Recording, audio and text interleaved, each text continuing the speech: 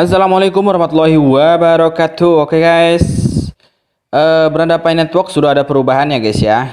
Saya kira pemberitahuan tentang Open Mainnet guys. Ternyata bukan ya teman-teman. Ini masih membahas project hackathon ya teman-teman ya.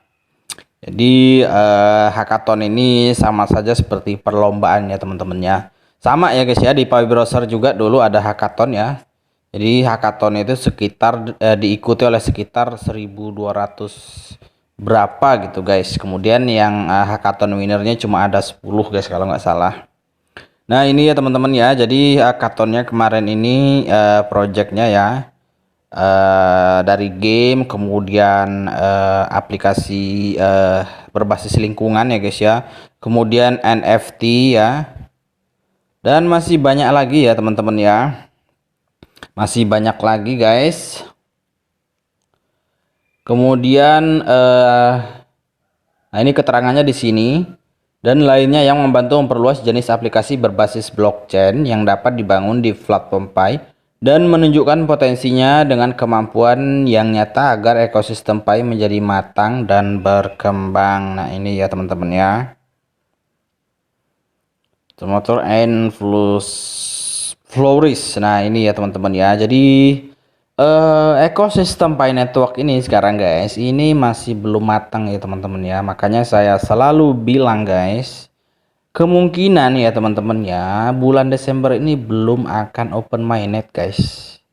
Ini asumsi saya ya teman-teman ya. Namanya asumsi, bisa salah bisa benar guys ya. Jadi disclaimer dulu ya teman-teman ya. Kemungkinan guys Desember ini cuma apa ya guys ya, mungkin hanya mengecek kesiapan apakah kita sudah siap open mainnet apa belum. Nah ini itu guys, menurut saya sih begitu guys. Tapi karena kalau open mainnet ini menurut saya masih sangat lama ya teman-teman ya, entah beberapa bulan lagi mungkin ya guys ya, bisa jadi. Ini hanya asumsi saya ya teman-teman ya. Jangan dibully ya guys. Oke ya. Kalau kita berbicara ekosistem Pi Network nggak ada habisnya ya teman-teman ya. Apalagi berbicara open mainnet guys. Oke. Di sini kita langsung aja klik hackathon projectnya ya guys ya. Kita kulik ya apa isi dari hackathon projectnya ini guys. Oke.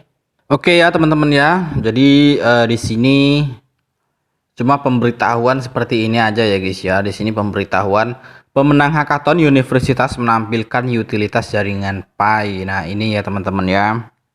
Jadi ini hackathon kemarin ini ya guys ya, sekitar tanggal berapa guys? Tanggal 14 sampai 16 Oktober kemarin kayaknya nih guys, di Universitas Harvard, kemudian Universitas Cornell dan Universitas Berkeley ya guys ya.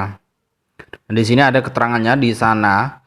Pengembang siswa yang antusias dari seluruh negara dan dunia mengerjakan proyek unik di platform Pi dan memasukkan Pi cryptocurrency dalam aplikasi mereka. Oke ya guys ya. Sini sebagai tindak lanjut dari posting blog hackathon terakhir. Hari ini kami memperkenalkan tim pemenang kami dan proyek aplikasi Pi mereka, siswa luar biasa yang menghadiri Hack Harvard. Nah, Big Reds atau Hex dan Cal Hex masing-masing memiliki kesempatan untuk bekerja dengan teknologi Pi dan belajar langsung dari tim inti Pi. Pengembang siswa ini memanfaatkan platform dan alat pengembang Pi yang mudah digunakan dan mendemonstrasikan prototip kreatif yang dapat dikembangkan hanya dalam akhir pekan. Beragam proyek ini menandakan potensi lebih banyak produk dan kasus penggunaan yang dapat dibangun di jaringan Pi dan yang dapat memanfaatkan integrasi blockchain. Ini adalah salah satu misi Pi untuk memperluas cakupan aplikasi Web 3 dan memperluas cakrawala layanan berbasis blockchain yang dapat disediakan untuk orang-orang biasa di dunia. Nah, ini ya teman-teman ya. Oke, ini kalau kita baca panjang banget ya guys ya. Oke, di sini kita langsung ke tim pemenangnya aja ya guys ya. Jadi di sini di setiap hackathon Pi Network memilih satu tim pemenang yang luar biasa dan kami dengan senang hati memperkenalkan proyek mereka kepada Anda. Oke guys, di sini yang pertama adalah pemenang Hack Harvard. Nah, di sini timnya Sus Drones. Di Hack Harvard tim pemenang memfokuskan upaya mereka untuk membangun sistem drone yang mempromosikan keberlanjutan proyek SUS Drones dipimpin oleh Akshay Kumar, kemudian Garv Jasuja, terus Vijay Bhaskar, Chiluveru, dan Master Shed. Terdiri dari drone berkemampuan sensor yang dapat secara akurat mengukur CO2, CH4, dan albedo atau pantulan matahari dari tanah di bawahnya menjadi lebih baik memetakan faktor lingkungan. Nah, ini luar biasa nih teman-teman ya, cerdas juga ini orang-orang ini. Kemudian di sini Susdron ini menerima penghargaan untuk penggunaan terbaik SDK Pi di Universitas Harvard. Kemudian di sini dengan menggunakan informasi ini, Susdron dapat menghitung emisi karbon dari pertanian dan atau lahan lainnya dan menjual kredit karbon yang sesuai di jaringan Pi. Petani, perusahaan, individu akan dapat melihat jumlah pasti emisi karbon di tanah mereka dan menggunakan platform jaringan Pi dan CoinPi untuk membeli atau menjual kredit karbon mereka. Nah, ini ya guys ya, di tujuannya ya. Kemudian mengapa jaringan Pi? Vijay Bhaskar Server mengatakan Pi adalah mitra yang menarik karena ukuran dan posisinya yang berpengaruh di Web 3.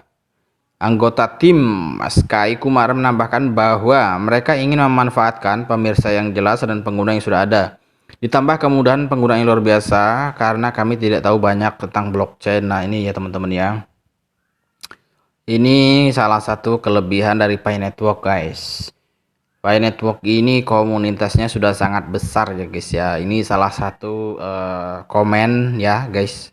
Komentar dari salah satu anggota Susdron ini ya guys ya. Kemudian yang kedua adalah pemenang Cornell Big Red Hex NFT3. Nah ini guys, jadi ini kalau kita lihat dari ininya aja guys, ini udah positif bahas NFT ya teman-teman ya.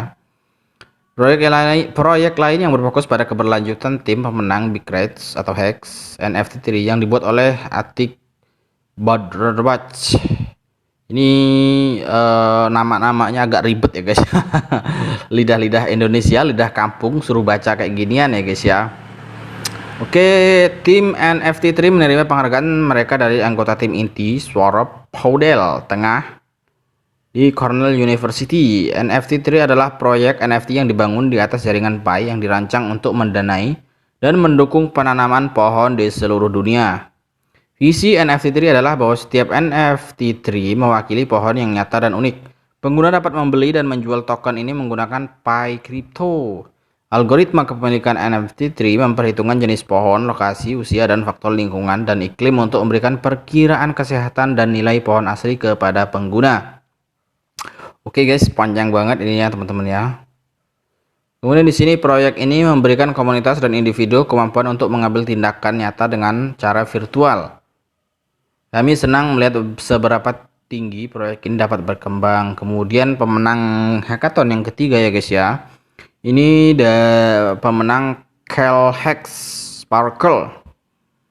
Di Calhex dalam persaingan sekitar 2000 peretas, Sparkle menonjol sebagai aplikasi game yang menghibur dengan komponen NFT dalam game yang terintegrasi mulus dengan Pi cryptocurrency. Anggota tim Sparkle Aidana Mustafina Arububim Roman, kemudian Merson Yuan, kemudian Godson Ajodo menciptakan cara untuk melibatkan dan menghibur basis pengguna kami yang terdiri dari 35 juta anggota lebih ya.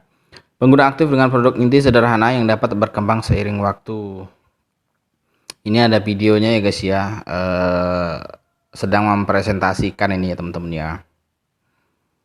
Di Sparkle, pengguna memainkan game idle dengan tujuan mengembangkan Sparkle mereka, membuka level baru saat mereka mencapai pencapaian tertentu. Pemain kemudian dapat menggunakan CoinPi untuk membeli NFT dalam game yang masing-masing dapat menambahkan bonus atau kemampuan baru ke gameplay mereka. Oke guys, saya kalau baca ini ya teman-teman ya, saya teringat dulu ketika Bitcoin masih untuk pembayaran di game ya guys ya. Dulu kalau main game dulu dibayar Bitcoin ya teman-teman ya. Nggak nyangka kalau sekarang Bitcoin seberharga itu ya guys ya. Oke, kemudian kita Ke bawah aja ya guys, langsung ya. Hackathon Amerika Serikat menyoroti utilitas Fi cryptocurrency dan kemudahan penggunaan. Oke, di sini Fineto menawarkan platform yang sangat mudah diakses, tidak hanya untuk anggota kami, tetapi juga untuk pengembang di seluruh dunia yang ingin mengembangkannya. Pengembang di balik Sparkle, Susdorn, dan FTT memanfaatkan teknologi yang dapat diakses. Pengembang tidak memerlukan pengalaman kripto atau blockchain.